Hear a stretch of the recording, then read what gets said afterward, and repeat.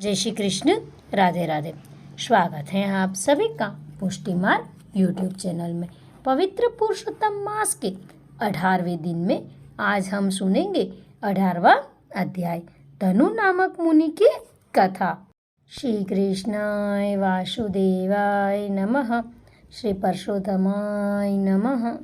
नारद जी बोले, हे तपोनिधि, राजा धनवा को वाल्मीकि जी ने इसके उपरांत क्या सुनाया, कृपया उस संपूर्ण वृतांत को मुझे सुनाइए।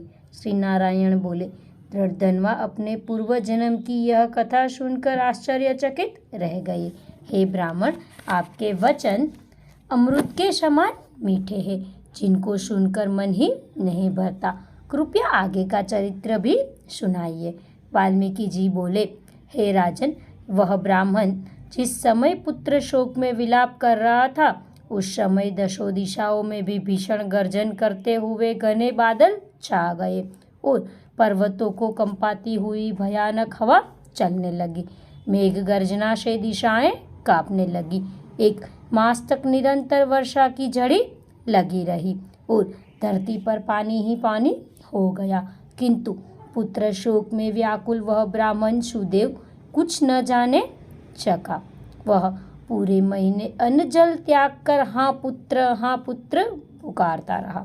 ब्राह्मण सुदेव तो दिन दुनिया को भूलकर पुत्र शोक में निराहार और निर्जल रहा था, परंतु पुरुषोत्तम मास भगवान श्री कृष्ण का परम प्रिय महीना था। ब्राह्मण को इसका ज्ञान न था, तब भी भगवान के स्मरण और कीर्तन करते रहने से पुरुषोत्तम मास का व्रत और सेवा हो गई। इसके फलस्वरूप श्रीहरि अत्यंत प्रसन्न होकर उन ब्राह्मण दंपति के सन्मुख प्रकट हो गए। भगवान पुरुषोत्तम के दर्शन करके गोद से मृत पुत्र को धरती पर रखकर पति पत्नी खड़े हो गए और भगवान को दंडवत प्रणाम किया।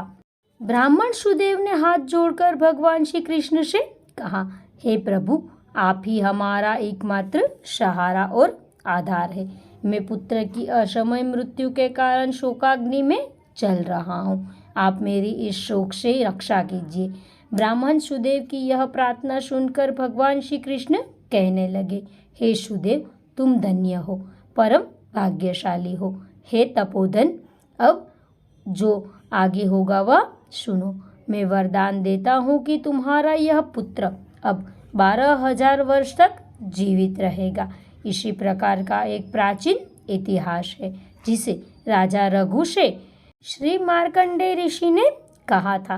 मैं तुम्हें वह इतिहास सुनाता हूँ, ध्यानपूर्वक सुनो। श्री नारायण जी बोले, अत्यंत प्राचीन काल में धनु नामक एक महान तपस्वी थे। उन्होंने संसारी मनुष्य को पुत्र संबंधी मानसिक सुख से दुखित देखकर उनका मन अत्यंत दुखी हुआ। तब वह विचारने लगे कि मुझे अमर पुत्र लाभ हो, और इसीलिए उन्होंने 1000 वर्ष तक कठोर तप किया। तब देवताओं ने आकर कहा, हे मुनीश्वर, हम तुम्हारे तप से प्रसन्न हैं, जो इच्छा है वर मांगो। देवताओं के इस प्रकार के वचन सुनकर महर्षि धनुर्नाम ने कहा, आप मुझे अमर और बुद्धिमान पुत्र दीजिए। सब देवताओं ने कहा, ऐसा अभी पृथ्वी पर तो नहीं हो सकता। तब ऋषि ने कहा, निमित आयु वाला पुत्र दे दीजिए। देवता बोले, निमित आयु किसे कहते हैं? मुनि बोले, यह सामने जो बड़ा पर्वत है, यह जब तक रहे मेरा पुत्र भी तब तक जीवित रहे। तब देवता बोले, ऐसा ही हो, ऐसा ही हो। यह वरदान देकर स्वर्ग चले गए। देवताओं के वरदान से महर्षि धनुर्नाम ने समय आने पर अत्यंत सुंदर पुत्र प्राप्त किया। वह पुत्र चंद्रमा के सदृश बढ़ने लगा। जब वह 16 वर्ष का हो गया, तब उससे पिता धनुर्नाम मुनि बोले, हे पुत्र, महात्माओं की कभी अवज्ञा न करना और सदैव धर्म का पालन करना। पुत्र जानता था कि वह निमित आयु है, अतः इस घमंडवश वह उन्मुक्त होकर मुनियों को भी कुछ भी नहीं समझता था। एक बार क्रोधी मुनि महर्षि दुर्वासा विधि पूर्वक शालिग्राम भगवान का पूजन कर रहे थे। उसी समय वह आ पहुंचा और उस मूर्ति को उठाकर चंचलता से गहरे कुएं में डाल दिया। क्रोधित होकर मुनि ने शाप दिया किंतु वह न मरा। तब मुनि सोच में पड़ गए, अरे इस धनु के पुत्र को तो देवताओं ने निमित आयु बना दिया है। इस प्रकार चिंता करते हुए मुनि लंबी सांस छोड़ने लगे। उस श्वास से अनेक भैंसें उत्पन्न हो गई, जिन्होंने उस पहाड़ में टक्कर मार मार कर उनके टुकड़े कर दिए। पहाड़ खंड खंड होते ही मुनि धनुर नाम वह का धर्मद पुत्र भी मर गया। महर्षि धनु नाम अपने मरे हुए पुत्र को देखकर रोने लगे। उसके शरीर को लेकर अग्नि प्रज्वलित कर उसमें पुत्र सहित भस्म हो गए। यह कथा सुनाने के पश्चात भगवान श्री कृष्ण ने सुदेव से आगे कहा, हे सुदेव, परंतु बड़ी आयु पाकर भी तुम्हारा पुत्र वैसा नहीं होगा। यह पुत्र तुम्हें गरुड़ ने दिया है। मैंने तुम्हारे इस पुत्र को पुरुषोत्तम मास के व्रत से प्रसन्न होकर बड़ी उम्र का बना दिया है। गृहस्थ धर्म का पूर्ण सुख भोग कर तुम ब्रह्मलोक में जाओगे और वहाँ भी सुखी रहोगे।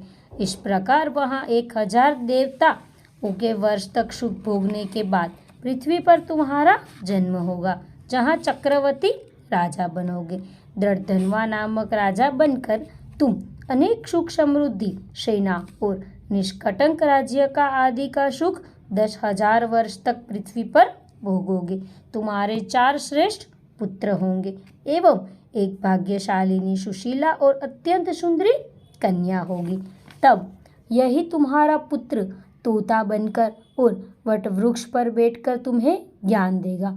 उस समय तुम तोते के श्लोक का भाव न समझ पाने के कारण उदास हो घर आकर चिंता के समुद्र में लीन हो जाओगे। हे सुदेव, उस समय तुम्हें वाल्मीकि ऋषि आकर ज्ञान देंगे। तब संशय निवृत्त होने पर सांसारिक सुखों को त्याग कर श्री हरिपद को अपनी स्त्री के साथ पाओगे। भगवान ने सुदेव को उसके आगामी जीवन की कथा सुनाने के बाद उसके पुत्र को जीवित कर दिया। पति पत्नी दोनों ही पुत्र को जीवित देखकर बड़े प्रसन्न हुए। देवता भी उनके ऊपर पुष्प वर्षा करने लगे। सुखदेव ने उठकर श्री हरि एवं माता पिता के चरणों में प्रणाम किया। उस समय अपने अंश से उत्पन्न पुत्र सुखदेव को देखकर गरुड़ जी बड़े प्रसन्न हुए।